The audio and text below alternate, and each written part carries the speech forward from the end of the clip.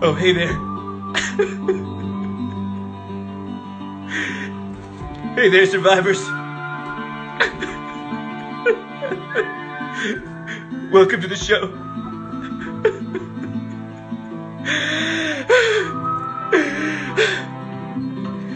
This is today's show. Welcome to Stan's Pan-Demic Tips for Survival. Tonight's episode, despair and cooking. Now, before we really get into the despair and cooking part of the show, I just want to welcome everybody. Thanks for watching tonight. Thanks for coming to Stan's Pan-Demic Tips, episode 4. It's going to be a heavy one tonight. It's been a really hard week, survivors. I know you know it. I know it. We all know it. It's known. But I want to get a little bit of housekeeping out of the way before we really dig into the despair. First of all, I want to thank everybody who's been watching. If you want to keep watching, we do have a PayPal account. I've been encouraged by one Kathy to say such good things. If you give as much money to our weird shows as you do for some coffee bean juice and hot sour milk, we can keep it going. All right. Second, I will be giving some pandemic tips on the Ron Lynch show this Saturday. Ron Lynch runs an Instagram show Saturday at 11:30 Pacific time called The Tomorrow Show. So tune in there if you want more pandemic tips. And this Saturday we'll also be doing a musical show around 8 p.m. What else did I need to say? Oh yes, a lot of you are now veteran pandemic survivors, which means it's time to get to advanced stages, which means you need a catchphrase. So if you send me a catchphrase, I'll read it to you, and you'll get pumped for survival. All right, that's the housekeeping. Hi, everybody. Let's talk about despair and cooking. So they go hand in hand. A lot of people ask me about that, and I go, really? Have you ever been really sad? What helped you? What was it that really got you through those dark nights of fear and crying, where your face looked like a wax sculpture in August, just melting off with agony? That's right, food. Lots of food. So this is about power eating, people. At this time, I need to be honest with you. Something really difficult has happened in my personal life. I mean, on top of the pandemic and all the reversals in all of our lives, I had some issues with my sponsor. I mean, I didn't want to say this. I usually don't like to talk about what I don't say out loud, but I need to talk about this one. So hold on. Let me get the information for you. It's been rough. As many of you may know, Desert Goth Hotline has been our sponsor. Call them anytime for something really weird to happen. Fresh every night at midnight. But Desert Goth Hotline hasn't been returning my calls or my emails or my texts that I never sent. I just wanted them to send me one, but they never sent me one back first. And I feel like it's over. I hate to say that. I mean, it really hurts. It puts me deep in a state of despair. Almost as deep as when my ex-girlfriend became a zombie after I gave her a pill that turned her into a zombie. And I watched her day after day, wandering in front of my house, till she turned into a revenge-seeking rock star. But you all know that story. And how do I deal with this? Gentle survivors, I deal with it by eating food. And now I'm going to give you some really good tips. Any tips? By the way, if you know any cancers in your life, you should just go ask them, by the way. They understand really big emotions, crying all the time, and eating your way through it. So I'm going to give you just some quick tips, some cold, dirty tips about what to do if you have a limited supply of ingredients in your survival bunker. You guys ready? Get your pens, get your papers. Oh, first thing, hold on. You're going to need one of these. This is a napkin, and this can double as a writing material. You're going to need this for sure. Wipe down everything, wash your hands, yada yada. But get your napkins out. By the way, if you see any human hands or figures in the show, just remember you're hallucinating. You're just delusional from hunger. So let's fix that. Okay, first thing we're going to get is some really easy snacks. This is called Can you see this? Can you guys see this? This is called nuts and berries. You can find these at a store or in your neighbor's house while they're gone, and you can eat them anytime, any day, especially after you've been just power dosing on pizza for like 14 hours. Have some nuts, just to mix it up. Also, if you just eat them, sort of masticate and then put them on a plate with some fish oil and then give it to your dog, he will never look at you the same way. I promise you that.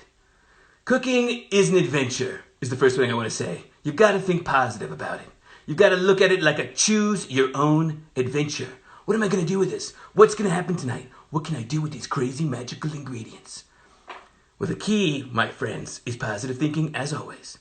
And I just want to do a little bit of self-promotion. I'm releasing a new book called How to Think Negative Thoughts Unwisely, meaning don't think the unnegative thoughts when you're not thinking about them. And we all know step 4, which is that thinking leads to drinking, and drinking leads to crafting, and crafting leads to madness. So you don't want to do that kind of thinking drinking. Your drinking has to be completely free of thought. You want to focus your attention on the cooking so you can get to the drinking without the thinking, and then you can avoid the crafting entirely. At this point in the pandemic, we're all sharing stages of grief, right? We've gone through, whoa, shock, and then we went over here to like, oh, bargaining, can I have some of this? And then you came over here to rage, and you're like, ah, which is like my favorite phase, because that's when you get revenge.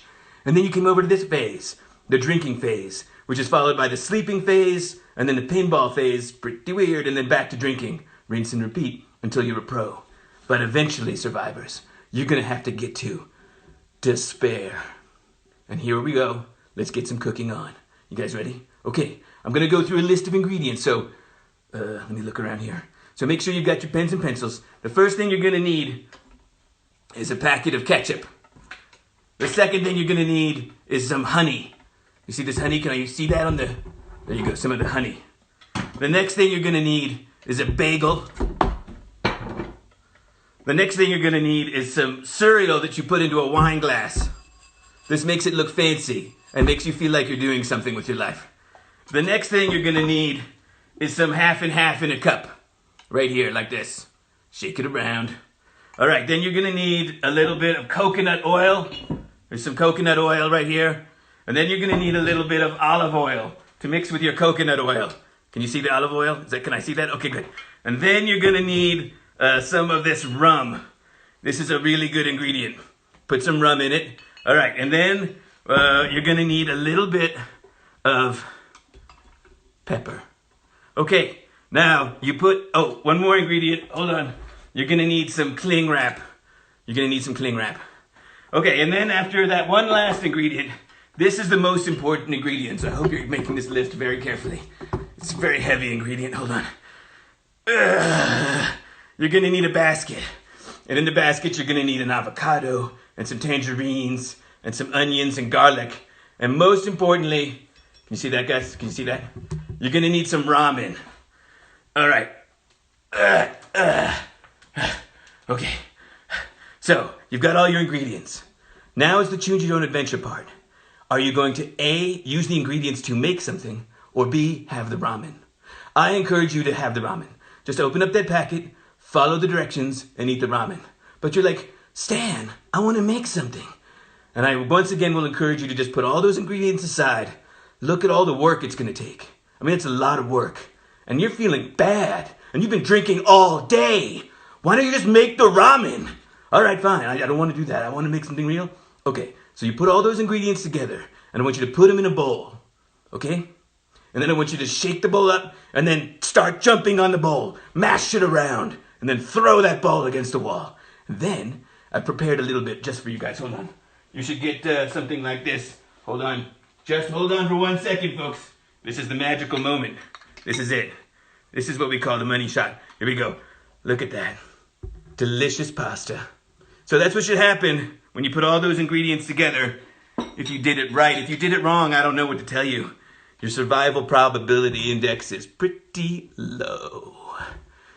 All right, survivors. That's about all I have to tell you. Eat that food. Choose your own food adventure.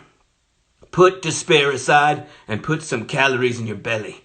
Oh, And if you're feeling like you want to have a really good figure after the apocalypse or pandemic or whatever you're surviving, I have the best post-pandemic, pre-apocalypse, get slim fast tip. Here, hold on. One more thing to show you guys. You guys are really good at this. Whoa.